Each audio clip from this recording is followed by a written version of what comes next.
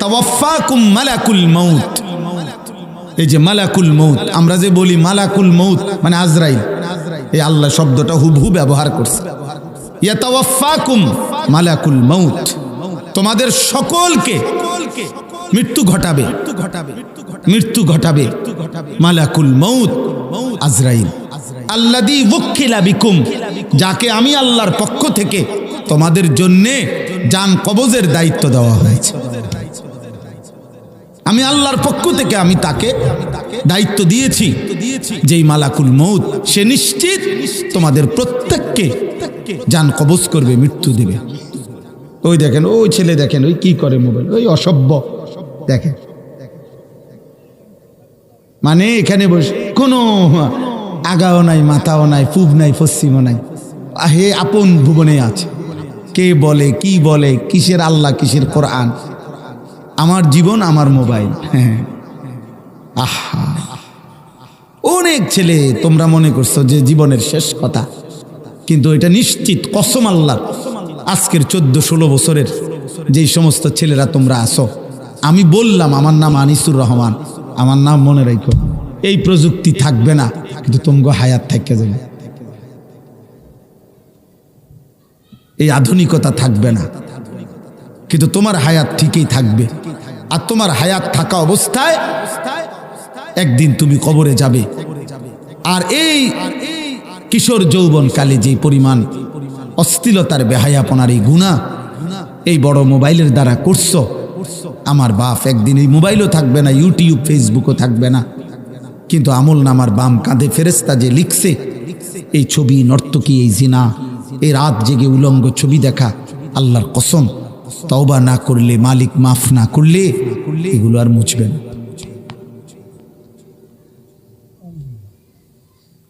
এগুলো আর মুছবে না, এগুলো মুছবে না। প্রিয় নওজওয়ান সেদিন আফসোস করবে যে হায়, মোবাইলও নাই, ফেসবুকও নাই, ইউটিউবও নাই, আমি যেই নর্তকীরে দেখে গুনাহ কামাইছি ওই নর্তকীও আজ আমার পাশে নাই, ওই নারীও তো আমারে চেনে না যার জন্য নিজেকে নষ্ট করলাম, ওই নর্তকীও তো আমারে চেনে না যাকে দেখে দেখে আমি আমার চরিত্র শেষ করলাম। আজ আমি শুধুই জাহান্নাম, আজ আমি বড়ই একা হয়ে গেলাম। ইয়াউমা ইয়াআদ্দু যালিমু আলা ইয়াদাইহি, আল্লাহ তাআলা কোরআনুল কারীমে বলছেন জালেম নাফরমান নিজের আঙ্গুল এরকম দাঁত দিয়ে কামড়াবে, ছিঁড়ে ফেলতে চাইবে আফসুসে আফসুসে, আর বলবে ইয়া লাইতানি লাম আত্তাখিজ ফুলানান খলিলা, হায় আফসোস আমি যদি মন্দ লোককে, অসৎ লোককে যদি বন্ধু না বানাইতাম। ইয়াউমা তুকাল্লাবু ওয়ুজুহুহুম ফিন্নার ইয়াকুলুনা ইয়া লাইতানা আতা'না আল্লাহ ওয়া আতা'না আর-রাসূলা। আল্লাহ বলে নাফরমান বান্দা মনে রেখো, সেদিন কিয়ামতে আখিরাতে জাহান্নামের মধ্যে যখন ফেলা হবে, তখন দুনিয়ার উত্তপ্ত কড়াইয়ের তেলের মধ্যে যেইভাবে মাছকে এই পিঠ ওই পিঠ করে গরম তেলের মধ্যে যেভাবে চাপ দিয়া দিয়া সেঁক দেয়, ভাজি করে, আল্লাহ বলেন নাফরমান ইয়াউমা তুকাল্লাবু ওয়ুজুহুহুম ফিন্নার, জাহান্নামের ওই আগুনের মধ্যে ফেরেশতা তোমার চেহারা এই পিঠ ওই পিঠ করে জ্বালাইতে থাকবে। আর প্রতিবার যখন তোমার গাল চেহারা চাপ দিবে, নাফরমান একটা চিৎকার দিবে আর বলবে ইয়া লাইতানা আতা'না আল্লাহ ওয়া আতা'না আর-রাসূলা, হায় আফসোস আমি যদি আল্লাহর আনুগত্য করতাম, আমি যদি রাসূলের আনুগত্য করতাম।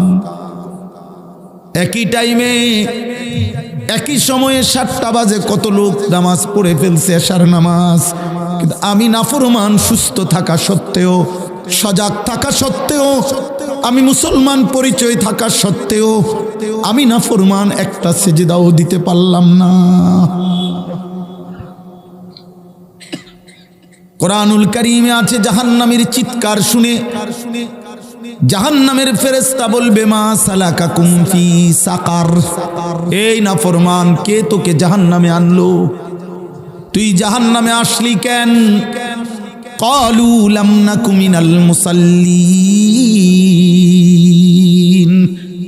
জাহান্নামী এক নম্বরে উত্তর দিবে, বন্ধু ফেরেশতা ভাই আমার, আমি মূলত নামাজি ছিলাম না, আমি সুস্থ ছিলাম, সবল ছিলাম, হাত পাও অঙ্গ প্রত্যঙ্গ সব ছিল, আমি সেজদা দেই নাই, নামাজ পড়ি নাই, এই জন্য আজ আমার এই জাহান্নামের ভীষণ আগুন। চলো বাপ, হ্যাঁ ভাত খাও, ভাতে তো খাও, আর কিতা ঘুম যাও, এসব করো, নারী দেখো, যৌন চাহিদা পূরণ করো, নর্তকী দেখো, উলঙ্গ নাচ দেখো, মদ খাও, নেশা করো, জুয়া খেলো, চুলের পেকম করো, রাস্তায় রাস্তায় তাফালিং করো, মেয়ের পিছনে পিছনে ঘোরো, দেখবা কুকুরও দেখে তোমারে হাসে, জানোয়ারও দেখে হাসে, জানোয়ারও দেখে হাসে। জানোয়ারেরও যদি জবান থাকতো, কুত্তারও যদি জবান থাকতো, সে জিজ্ঞেস করতো তুমি কি আমার গোত্রের না ভিন্ন গোত্রের? যদি তুমি জিজ্ঞেস করো কেন বলছো, তো জানোয়ার বলবে আমি তো কখনোই তোমাকে সেজদা দিতে দেখি না,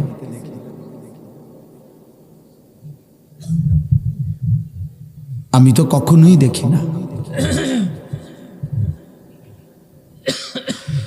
আই করিম, কুল ইয়াতাওয়াফাকুম মালাকুল মাউতিল্লাযী ওয়াক্কিলা বিকুম। আল্লাহ বলেন আমি আল্লাহর পক্ষ থেকে দায়িত্ব দেওয়া ছিল আছে সেই মালাকুল মউত আজরাইল তোমাদের প্রত্যেকের মৃত্যু ঘটাবে। হাদিসের মধ্যে আছে মালাকুল মউত আজরাইল নবী সাল্লাল্লাহু আলাইহি সাল্লামকে বলছে ইয়া রাসূলুল্লাহ, শুনতেছেন আপনারা সবাই?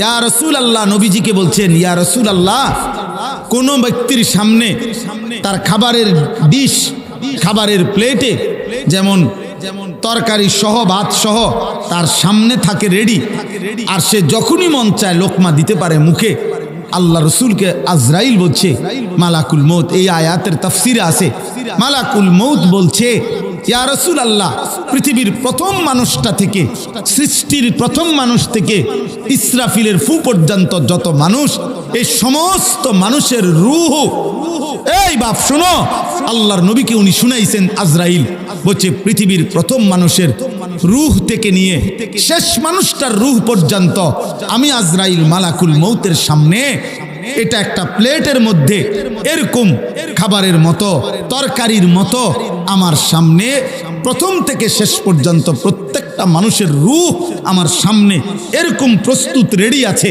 আমার সামনেই উপস্থিত থাকে। এবং আজরাইল বলছে যে ইয়া রাসূলুল্লাহ, প্রতিদিন 5 ওয়াক্ত মিনারায় যেমন আমার রবের পক্ষ থেকে আমার বান্দাকে ডাকে, আমি আজরাইলও প্রত্যেক দিন আমার চোখের সামনের এই রূহগুলোকে কমপক্ষে 5 বার প্রতিদিন ডাক দেই, আমি কিন্তু তোমাকে নিয়ে যাব, আমি কিন্তু তোমাকে নিয়ে যাব, আমি কিন্তু তোমাকে নিয়ে যাব, আমি কিন্তু তোমাকে নিয়ে যাব, আমি কিন্তু তোমাকে নিয়ে যাব। কিন্তু নবী, আমি জানি না কোন সেকেন্ডে নেব, কাকে কখন নেব, আমার হাতে সেই ক্ষমতা নাই, কিন্তু রব আমার যেই সেকেন্ডে বলে তো খাবারের প্রথম লোকমা যেমনি উঠায়, আমিও তার রূহ তৎক্ষণাৎ নিয়ে আসি।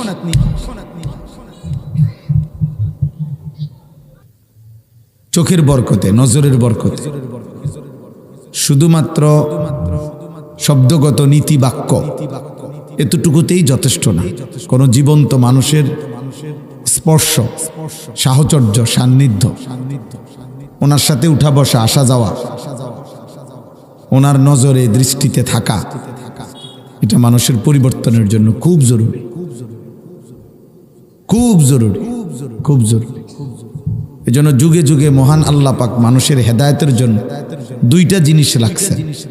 একটা হলো কিতাবুল্লাহ, আসমানি কিতাব, আর একটা হলো রিজালুল্লাহ, আল্লাহর পক্ষ থেকে মনোনীত বান্দা, কখনো নবী রাসূল, কখনো উলামায়ে কেরাম। এই 2টা একসাথে না থাকলে কারো জীবনে আর হেদায়েত হয় না। শুধু বই পড়ে, শুধু কি ধর্মীয় বইয়ে পড়ে মনে করে, কিন্তু নিজে নিজে পড়ে, নিজে নিজে ব্যাখ্যা করে, নিজে নিজে বুঝতে চেষ্টা করে, ওই বেচারা হেদায়েত পায় না, এমনি পড়ে আর কি।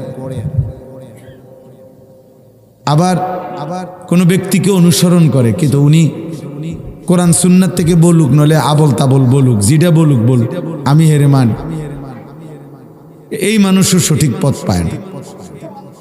বরং কোরআন এবং সুন্না এবং সাথে ওইটা বুঝে মানে কোরআন সুন্নার আলোকে নিজের জীবন গড়েছেন এমন কোন আল্লাহওয়ালা, ওনার তত্ত্বাবধানে, ওনার নেগরানিতে যে মানুষ তার জীবন চালায়, তো আল্লাহ তাআলা তাকে জান্নাতের পথে নিয়ে যায়, হেদায়েত মিলে। এই জন্য এই যে কয়জন বসছেন, জওয়ান ভাই, বয়স্ক বাবা, চাচা, এটা আমাদের জীবনে বোঝা উচিত, প্রত্যেকের এটা বোঝা উচিত। আমার জীবন, আমার ঈমান, আমার আমল, আমার আখলাক, আমার আখিরাত, এটা সুন্দর করার জন্য, আমলের তৌফিক হওয়ার জন্য এই দুই জিনিস লাগবে: কোরআন সুন্নাহর অনুসরণ, কোনো হক্কানি রব্বানি মুত্তাকি আল্লাহর কোনো প্রিয় বান্দার সান্নিধ্য, সাহচর্য, ওনার সাথে উঠা বসা করা, ওনার কাছে আসা যাওয়া করা, নাই তো হবে না। এই জন্য কোরআনুল কারীমের মধ্যে আল্লাহ তাআলা আমাদেরকে প্রতিনিয়ত, জীবনের প্রতিদিন আমাদের জবান দিয়ে আল্লাহ তাআলা এই বাক্যগুলো উচ্চারণ করায়, যে সারা দিনে বলবা বারবার, ইহদিনাস সিরাতাল মুস্তাকিম সিরাতাল্লাযীনা আনআমতা আলাইহিম।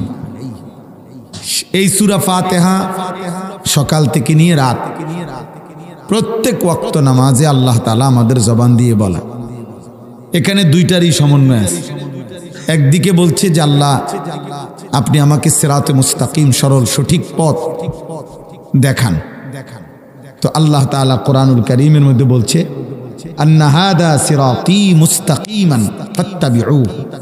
কোরআন শরীফের আয়াত, আন্না হাযা, এই কোরআন, সিরাতি মুস্তাকিমান, আমি আল্লাহর সিরাতে মুস্তাকিম, ফাত্তাবিউহু, তোমরা অতএব একেই অনুসরণ করো।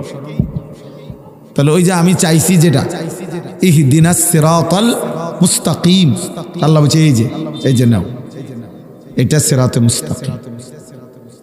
এরপরে আল্লাহ তাআলা বলছেন, সিরাতাল্লাযীনা আনআমতা আলাইহিম, আল্লাহ আমি এমন একটা পথ চাই, এমন কিছু মানুষের সান্নিধ্য চাই যারা আমার পূর্বে সিরাতে মুস্তাকিমের এই নিয়ামত আমার আগে যারা পেয়েছেন, এমন কারো পথ, এমন কারো সন্ধান, এমন কারো সান্নিধ্য আমি আপনার কাছে চাই, সারাদিনে, সকালে, দুপুরে, বিকেলে, রাতে, সন্ধ্যায়।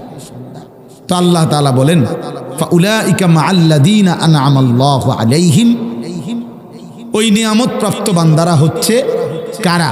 যাদের সন্ধান তুমি চাচ্ছ, মিনান নবিয়্যিন, নবীগণ, ওয়াস-সিদ্দীকিন, নবীদের পরে আউলিয়াদের মধ্যে সর্বোচ্চ তবকা সিদ্দিক যারা, তারা, ওয়াস-শুহাদা, আল্লাহর পথে খালেস যারা জীবন দিয়েছে, শাহাদাত বরণ করেছে তারা, ওয়াস-সালিহিন, ঈমান আমলের উপরে পুরা জিন্দেগি তাকওয়ার উপরে কাটায় এমন আল্লাহর নেক বান্দাগণ, তারা।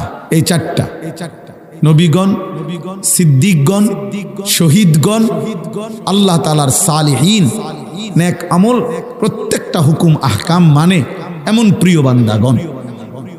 তাইলে আল্লাহ তাআলা বলছেন, বান্দা আমি দুইটাই তোমার মুখ দিয়া চাওয়াইলাম, দুইটার সন্ধানই কোরআনে বলে দিলাম।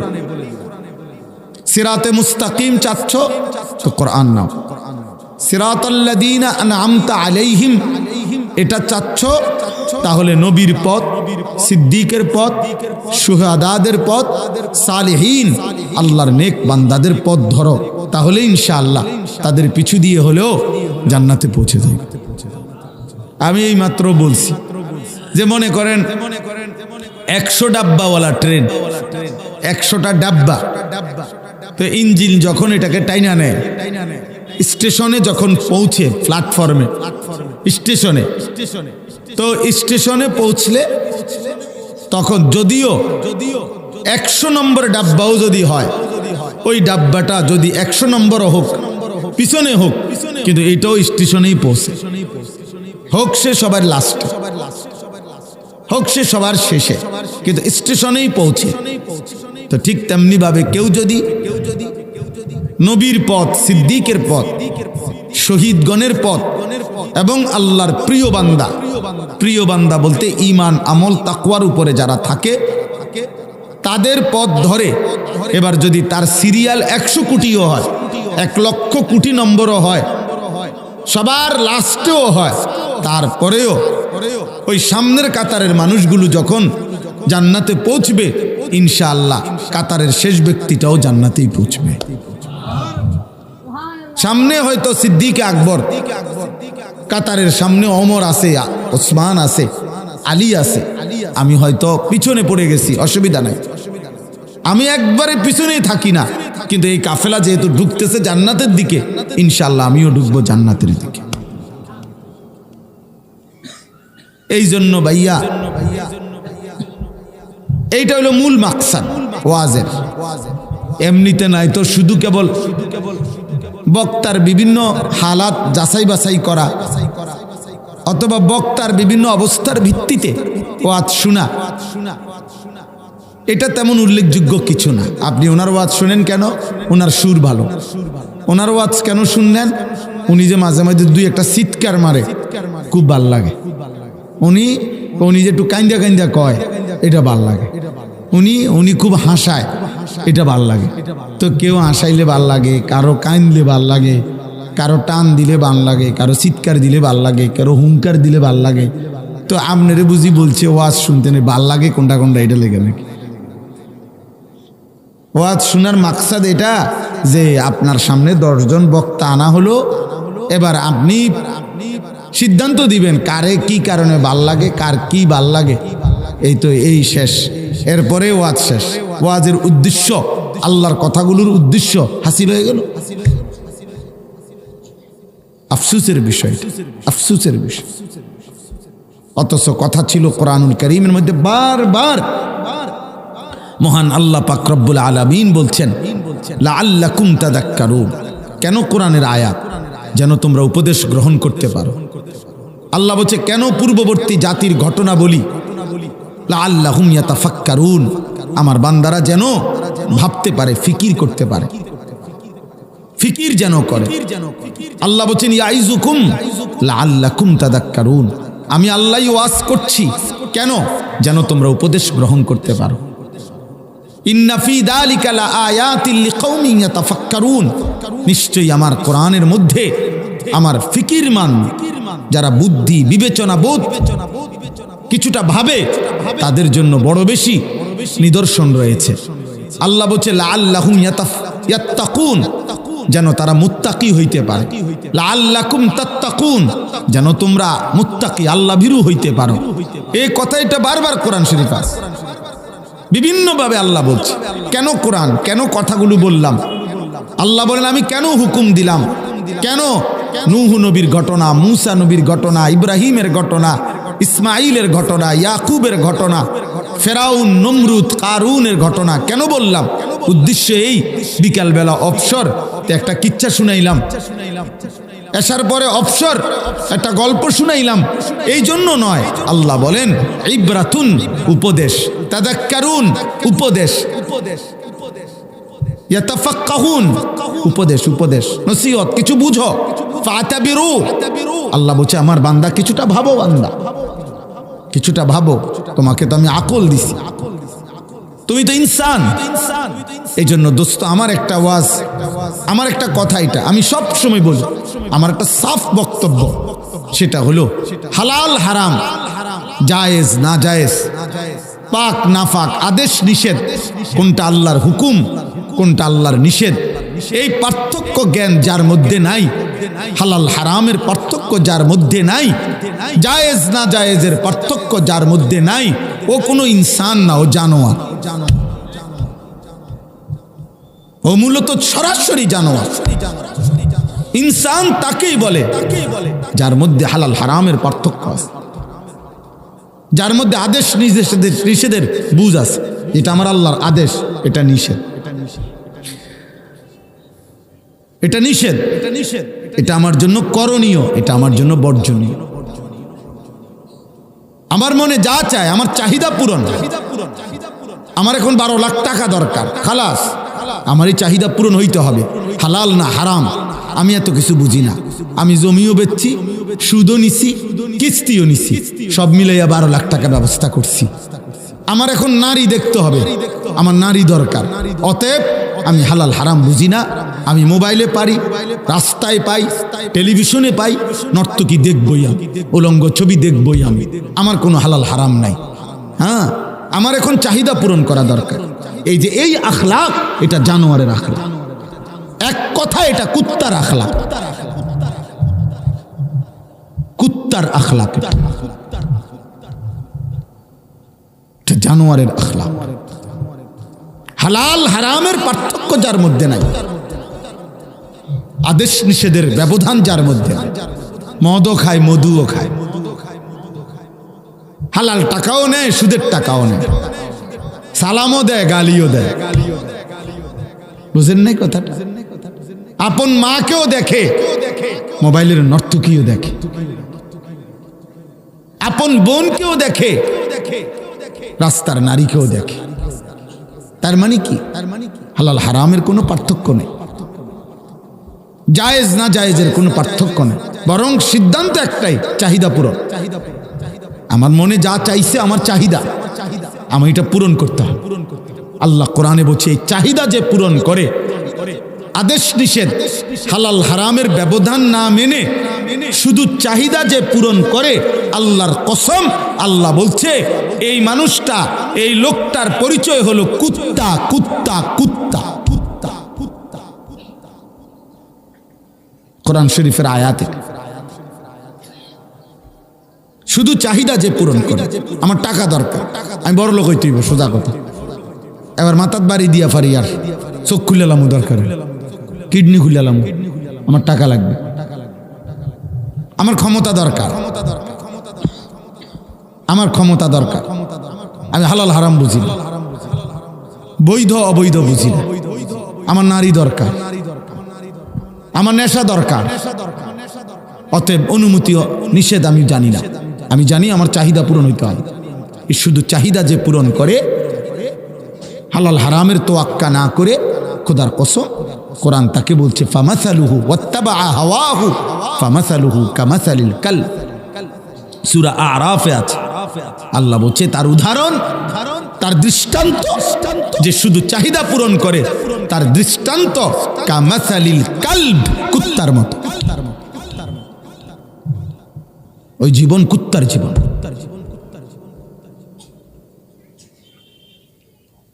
এবার দোস্ত আমার, নিজের সিদ্ধান্ত নিজে নেন। ইনসান নাকি হাইওয়ান, ফয়সালা করে, ফয়সালা করে। নিজের সিদ্ধান্ত নিজে নেন। আল্লাহ তাআলা এটা বলে দিয়েছেন। এজন্য আল্লাহ তাআলা বলছে, আমার নাফরমান বান্দা, ওর মূলত তোমাদের মনে হয়েছে তার দিল আছে। আমি আল্লাহ বলছি যে তার দিল আছে ঠিক, কিন্তু সে কিছুই বোঝে না। কান আছে, কিছুই শোনে না। চোখ আছে, কিছুই দেখেন। নাফরমান বান্দা মূলত চোখেই দেখেন। নাফরমান বান্দা পাপী, মুশরিক, মুনাফিক, কাফের, বেঈমান, হারামখোর, নাফরমান, পাপী। ও মূলত কিছুই অন্তরে কিছুই ভাবে না, ও কানে কিছু শুনেই না। আল্লাহ বলছে ও চোখেই দেখে না, অথচ আমরা দেখি দেখে দেখে। তার মানে কি? আল্লাহ তাআলা বলেন ওই চোখ আসলে দেখে না যে চোখ আমাকে দেখে না। ওই কান আসলে শুনে না যে কান আমি রবের কথা শুনে না। ওই দিল মূলত কিছুই ভাবতে পারে না যে দিল আমি আল্লাহকে নিয়ে ভাবে না। উলাইকা কাল আনআম, তো আল্লাহ বলেন এরা মানুষ নয়, এরা জানোয়ার, চতুষ্পদ জন্তু। বাল হুম আদাল, অথবা অথবা তার চাইতে নিকৃষ্ট, অথবা কুত্তার চাইতেও নিচে, শূকরের চাইতে নিচে, গরুর চাইতে নিচে, ছাগলের চাইতে নিচে। কারণ মানুষ এবং গরুর মাঝখানে কোনো প্রাণী নেই। মানুষ এবং ছাগলের মাঝখান দিয়ে কোনো প্রাণী নেই। বুঝেন নাই কথা? এটা মনে করেন আমি বললাম যে তে মানুষও না ছাগলও না, তো তাহলে মাঝখান দিয়ে কিতা মানে আরেকটা কি কথা বলেন? আপনাদের কারো জানা আছে কিনা? যে মানুষও না গরুও না, তো মাঝখানে কি? মাঝখানে কিছু আসেনি, প্রাণী নাই। মানুষ এবং ছাগলের মাঝখান দিয়ে কিছু নাই, মানুষ এবং কুকুরের মাঝখান দিয়ে কিছু নাই, মানুষ এবং শুকরের মাঝখান দিয়ে কিছু নাই। তাহলে হয় সে মানুষ, নয় সে জানোয়ার, কুকুর, গরু, ছাগল, আর নয়তো তার থেকে নিচে। উপরে উঠতে পারতো না, বলে মানুষের নিচে, তবে ছাগলের উঠবে। এটা কি? এটা তো কইতে হবে, এটা স্যাম্পল কইতে হবে। এমন কোন স্যাম্পল তো নাই। এই জন্য আল্লাহ বলছে বালহুম আদাল, বরং সে জানোয়ারের চাইতেও নিকৃষ্ট, কারণ উপরে তো উঠাই তার না। এই জন্য প্রিয় ভাই, তোমার পরিচয় তুমি ঠিক করলে হবে না, তোমার পরিচয় যিনি সৃষ্টিকর্তা তিনি ঠিক করে দিছে। কোম্পানি বলে দিছে এটা 1 নম্বর, কোম্পানি বলে দিছে এটা 2 নম্বর, কোম্পানি বলতেছে এটা খেলনা, কোম্পানি বলতেছে এটা আসল। আমি যদি বলি কোম্পানি যেটা বলে খেলনা, আমি যদি বলি সেটাকে আসল, কোম্পানি যেটাকে বলে আসল, আমি যদি বলি সেটাকে খেলনা, এটা কোনো পাগলও মানবে না, কোনো পাগলও এটা মানবে না। অতএব সৃষ্টিকর্তা যদি বলে তুমি জানোয়ার, আর তুমি যদি চিৎকার দিয়া হিমালয় পর্বতের চূড়ায় দাঁড়াইও যদি বলো আমি মানুষ, পৃথিবী মানবে না, কারণ বানানেওয়ালা বলছে তুমি মানুষ না।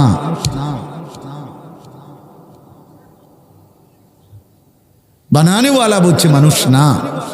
এই জন্য ইনসান হওয়া দরকার। কোরআনের মাকসাদ ইনসান বানায়, পৃথিবীর বাকি পড়ালেখা উপার্জন শিখায়, কোরআন মানুষ বানায়, কোরআন মানুষ বানায়। হুদাল্লিন নাস, এটা মানুষ বানায়, মানুষ ইনসান বানায়। এজন্য কোরআনবিহীন ইনসান হয় না, উপার্জনকারী হয়, দুনিয়া ভোগকারী প্রাণী হয়। জন্তু জানোয়ারও দুনিয়া ভোগ করছে, মানুষ নামের এই লোকটাও, এই মানুষ নামের এই প্রাণীটাও দুনিয়া ভোগ করছে। এই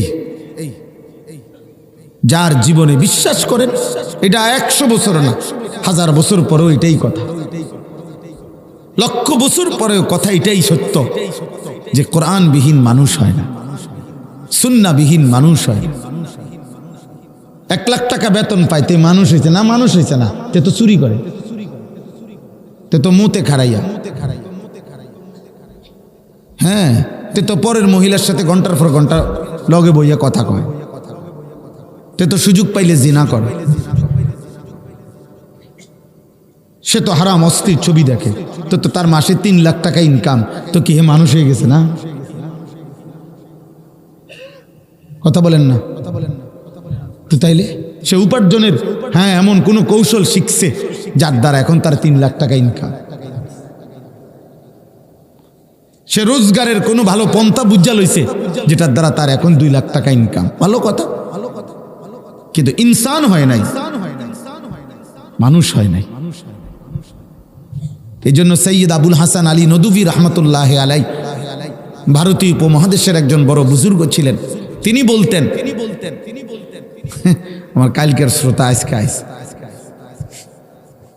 তিনি বলতেন, সৈয়দ আবুল হাসান আলী নদভী রহমতুল্লাহ আলাই, শুনেন ভাই শুনেন, নওজোয়ান তোমরা শুনো, মিয়া শুনো দোস্ত, আজ তোমাদের অসংখ্য ছেলেকে ফেরাবার কেউ নাই, এই সমাজ অসহায় তোমাদের কাছে।